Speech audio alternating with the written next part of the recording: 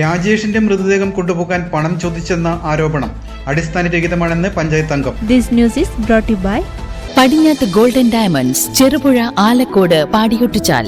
പുഴയിൽ രക്ഷാപ്രവർത്തനത്തിനിടെ ഒഴുക്കിൽപ്പെട്ട് മരിച്ച രാജേഷിന്റെ മൃതദേഹം കൊണ്ടുപോകാൻ പണം വാങ്ങിയെന്ന ആരോപണം അടിസ്ഥാനരഹിതമാണെന്നും തഹസിൽദാർ നിർദ്ദേശിച്ചത് പ്രകാരം റാഫ്റ്റിംഗ് സംഘത്തിലെ അംഗം നൽകിയ പണം തിരിച്ച് അതേ അക്കൗണ്ടിൽ നൽകിയിട്ടുണ്ടെന്നും പഞ്ചായത്ത് അംഗം അനീഷ് ആന്റണി പറഞ്ഞു.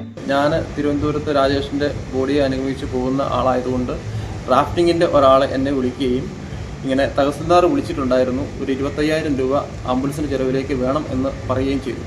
ആ സമയത്ത് അവൻ എന്നെ വിളിച്ചിങ്ങനെ പറഞ്ഞു, അനീഷേട്ടാ നമുക്ക് ഈ 25,000 കൊടുക്കാൻ പറ്റത്തില്ല, നമുക്കൊരു എണ്ണ അടിച്ച് പോകുന്ന വണ്ടി ഉണ്ടെങ്കിൽ നമുക്കത് ആക്കണം എന്ന് പറയുകയും അവസാനം ആ ആൾ എനിക്ക് 10,000 രൂപ ഇട്ട് തരികയും ചെയ്തു.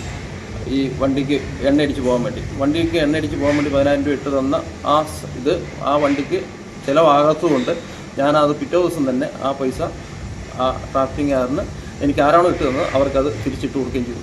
ഇതിനകത്ത് ഞാൻ ആരോട് പൈസ മേടിക്കുകയോ ഒന്നും ചെയ്തിട്ടില്ല. കാരണം തഹസിൽദാർ പറഞ്ഞ ഇതിൽ ഈ റാഫ്റ്റിംഗുകാരാണ് ഈ തിരുവനന്തപുരത്ത് ഞാൻ അവരുടെ കൂടെ പോകുന്നതുകൊണ്ട് എൻ്റെ കയ്യിലേക്ക് പൈസ ഇട്ട് തന്നത്. ഇതിൽ പറഞ്ഞത് തഹസിൽദാറാണ് അവരോട് സംസാരിച്ചതിൻ്റെ തെളിവും കാര്യങ്ങളെല്ലാം എൻ്റെ അടുത്തുണ്ട്.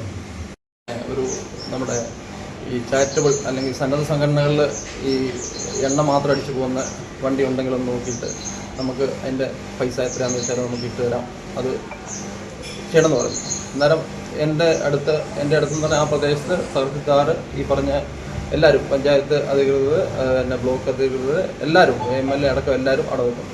ഞാനന്നേരം ഈ തഹസിൽദാരോട് പറയുന്നു, പിന്നെ അവർ ഇങ്ങനെയാണ് പറയുന്നത് എന്ന് പറയുന്നു. തഹസിൽദാർ പറഞ്ഞാൽ പിന്നെ ഒരു കാര്യം ചെയ്യും, എണ്ണ പൈസ മേടിക്കുക, നമുക്ക് ബാക്കി നമുക്ക് എണ്ണ പൈസയ്ക്ക് പോകുന്ന വണ്ടി നമുക്ക് കൈകാര്യം ചെയ്യാമെന്ന് പറയും. അങ്ങനെ ആ ഒരു പൈസ എൻ്റെ അടുത്തേക്ക് ഇട്ട് തരുന്നു. 10,000 രൂപ അവർ എൻ്റെ അടുത്തേക്ക് ഇട്ട് തരുന്നു. നേരം തഹസിൽദാർ പറഞ്ഞു, ആരാണോ ഈ ഇവരുടെ കൂടെ പോകുന്നത് അവരോട് മേടിച്ചോളാൻ പറഞ്ഞു. അങ്ങനെയാണ് ആ പൈസ എൻ്റെ അടുത്ത് ഇട്ട് തരുന്നത്.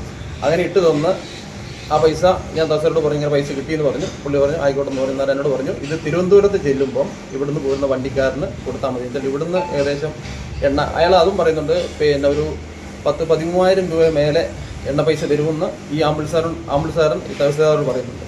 അന്നേരം ഈ തഹസിൽദാർ പിന്നെ ആംബുലൻസുകാരോട് പറയുന്നു, പിന്നെ ഇതിനകത്ത് കുറച്ച് എണ്ണ ഉണ്ടാവുമല്ലോ എന്ന് ചോദിക്കുന്നുണ്ട്. അയാൾ പറയുന്നുണ്ട്. എന്നാൽ പിന്നെ എന്നോട് പറഞ്ഞു, ഈ തിരുവനന്തപുരത്ത് ചെന്ന് കഴിയുമ്പോൾ ഈ ആംബുലൻസിന് ഈ പൈസ കൊടുത്താലേ അവർക്ക് അവിടുന്ന് എണ്ണ അടിച്ച് വരാനാണെന്ന് പറഞ്ഞു.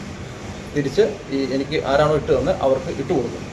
ഞാൻ പൈസ അവിടെ കൊടുക്കേണ്ട പറഞ്ഞിട്ടായതുകൊണ്ട് പിറ്റേ ദിവസം തന്നെ ഞാൻ ആ പൈസ ഇട്ട് കൊടുക്കുന്നു. അതാണ് ഇതിനകത്ത് ഉള്ള കാര്യം. നിങ്ങൾ സ്വർണ്ണാഭരണങ്ങൾ വാങ്ങുമ്പോൾ വഞ്ചിതരാകാതിരിക്കാൻ ജാഗ്രത പാലിക്കുക.